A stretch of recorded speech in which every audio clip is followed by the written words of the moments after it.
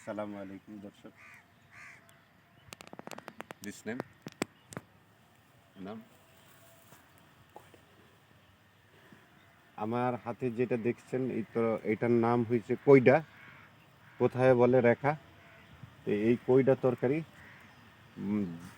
মাসাং দিয়ে নিচে লাগানো হয়েছে, আর নিচে হলো ধনিয়া। দুইটা ফসলই এখানে করা হয়েছে। এ ধরনের মাসাং দিয়ে ফসল যদি আপনারা করতে চান, তাই আমার মনে হয় ভালো হয় এবং কি সুন্দর ফলন ধরে।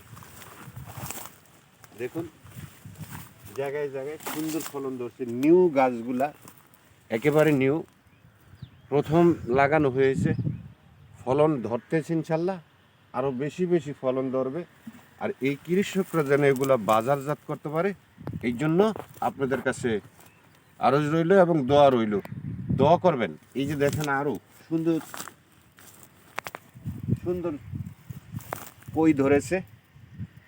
এই কই তরকারি আমরা বা কইটা তরকারি যেন আমরা বেশি বেশি খেতে পারি, এটা স্বাস্থ্যের জন্য ভালো। Thank you so much, thank you very much. আসসালামু আলাইকুম ওয়া রাহমাতুল্লাহ।